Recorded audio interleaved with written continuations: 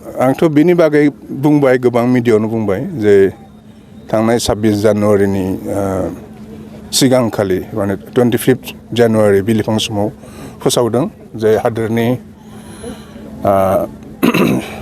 100नि बारा 117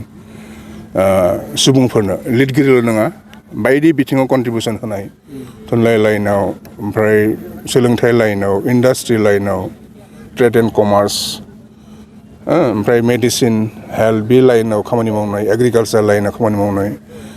बे सुबुंफोरनो गेदेमा सुबुंफोरनो पद्मश्री बान्था होनाय जागोन होननानै फोसावदों आरो बिथांमोननि मादाव आंनि मुङाबो दं आरो बिनि थाखाय गोबाङा आंखौ बरायदों कंग्रेचुलेसन होदों बिनि थाखाय आं गोजोननाय मोनदों आरो बयनिबोसिम आंनि खुलुमनाय सिबिनायखौ बावहरदों आरो जाय भारत सरकारा आंखौ आरो जोंखौ बिनि थाखाय माने जग्य होननानै सानदों केपेबल होननानै सानदों आं बे भारत सरकारनि फारसेबो आंनि गोसो गोरबोनिफ्राय खुलुमनाय आरो साबायखरखौ जासिहरो। नोंथाङा थुनलाइखौ माब्लानिफ्राय जागायजेनदोंमोन सार? थुनलाइयाव माब्लानिफ्राय आखाइ होजेनदों? थुनलाइ जागायजेननायाथ' आसलते सेंग्रा बैसोनिफ्रायनो आराम्भ जायो खन्थाइ लिरनाय मेथाइ लिरनाय बिदिनो जायो खिन्थु हयथ' बिनिफ्राय खायफाया माने जुदि इन्सपिरेसन मोनाबा लिरनो गारो बन्द' खालामबा बेलेग लाइनाव थाङो सोरबा मेडिकेल लाइन माबा लाइनाव थांबाथाय आरो लिरनो बावलायबाय खिन्थु आं जेब्ला माबायाव हाबो इउनिभार्सिटियाव फरायनाय समनिफ्रायनो आं बांसिन लिरदों हाइ स्कुल समनिफ्रायनो लिरदोंबाबो इउनिभार्सिटि फरायनाय समाव आं माने बै समनि जायफोर असमिया दैलि दंमोन बेफोराव आं रेगुलार आं जिहेतु इंराजि थुनलाइनि फरायसामोन स्टुडेन्ट लिटारेचारनि गतिके इंराजि लिटारेचारनि बायदि बिथिंखौ लानानै आं लिरोमोन आरो बे एसामिस दैलिफ्राव लिरोमोन आं गुवाहाटियाव जायफोर दंमोन बेफोरनिफ्रायनो आरम्भ ओमफ्राय बिनि उनाव आं 1990सोनिफ्राय दा बिनि उनाव आं थुनलाइ आफादजों लासैनो आं माबा जाबोयो क्ल'ज जाबोयो थुनलाइ आफादनि खामानि बायदि रोखोम थुनलाइनि माबाफोर जथुम्माफोर बेफोराव बाहागो लायो खन्थाइनि जथुम्मा आरो बिनिफ्राय जिहेतु बर' रावाव मेजर खुलिनाय जाबाय ओमफ्राय इउनिभार्सिटियावबो हाबबाय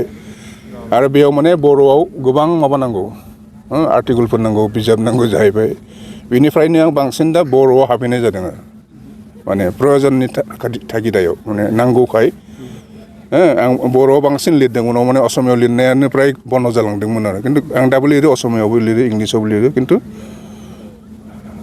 बर'आवनो बांसिन लिरो आरो बिदिनो माने थुनलाइनि जार्निया बिदिनो जाबोदों दाबो सोलिगासिनो दं दाबो बन्द जायाखै आंथ' खन्थाइ बिजाबा दङ गांबानि बारा थारमाने ट्रान्सलेसनखौ हमोबा गांदाइनसो जायो थारमाने आंनि असमियायाव दानस्लायनाय खन्थाइ दं बिजाबबो दं बेनिफ्राय इंराजियाव दानस्लायनायबो दं गतिके अरिजिन होनोब्ला गांबा खन्थाइ बिजाबा बेनिफ्राय सुंद' सल' बिजाब आहा गैया खिन्थु सल' लिरबाय दोंनै दोंथाम लिरदों सल'मा बिजाब दं बेनिफ्राय ट्रेभेलग माने जिथु भ्रमण काहिनि होनना बुङो एसामिसाव दावबायारि थुनलाइ दावबायारि सल' गांथाम दं मानोना आं बायदि खामानियाव कनफारेन्स बा बे साहित्य एकाडेमि बायदि इन्टारनेसनेल फेस्टिभेलफ्राव बाहागो लाहैदों ओजों बै चाइना इटालि बेलेग बेलेग हादोराव बै दावबायहैनायनि जिथु एक्सपिरियेन्स रोंमोनथाय बेफोरखौ लानानैनो आं बै माबाखौ लिरदों ट्रेभेलग बेनिफ्राय चिलड्रेन खुदियाफोरनि थाखाय लिरनाय बिजाब दं गांनै ओमफ्रायथ' माबा दं आं खन्थाइगिरि जानायनि लोगोसेनो आं थुनलाइ बिजिरनाय खन्थाइ बिजिरनाय खामानियावबो आं दङ गतिके आं थुनलाइ बिजिरनाय आरो खन्थाइ बिजिरनायनि এই रोखोमनि माबा राइटारफोरखौ लानानै बिदि बिजाब दं गांब्रै गांबा बेनिफ्राय इंराजियाव लिरनाय हिस्ट्रि अफ बड' लिटारेचार जायखौ साहित्य एकाडेमिया सेबखांदों बेनिफ्राय आं जिहेतु आंनि रिसार्चआ जाहैबाय बर'नि फक लिटारेचार बर'नि सुबुं थुनलाइ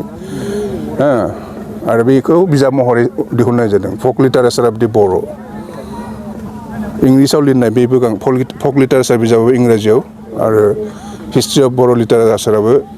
इंलिसाव नाथाय बियो आं असमियाव लिरजेनदोंमोन आधुनिक बर' साहित्य होननानै आरो बेखौ उनाव उथ्रिसार बसुमतारिया दानस्लायदों गोदान बर' थुनलाइ आरो गोदान बर' थुनलाइया बर' फरायसाफोरनि थाखाय माबा आरो कलेजफ्राव माबाफ्राव नांगौ फरायो आरो बिनि अनगायैबो बायदि रोखोमनि माबादों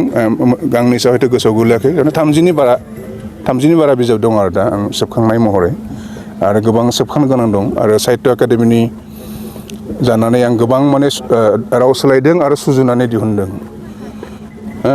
बै नेपालिनिफ्राय लाबोनाय दं ककबरकनिफ्राय दानस्लायनाय दं बेलेग बेलेग रावनिफ्राय दानस्लायनाय दं आं गावबो खन्थाइ दानस्लायदों संख घसनि बे ओंखारबाय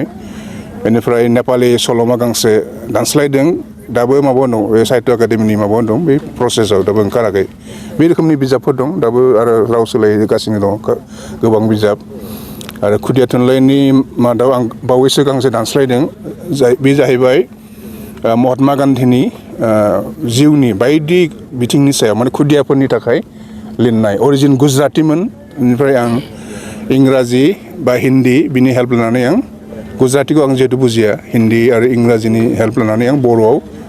राव सोलायनाय दिहुनदों बे माने खुदियाफोरनि थाखाय माने बे सावगारि गोनां आरो पिक्ट'रियेल माबा गोनां इलास्ट्रेसन गोनां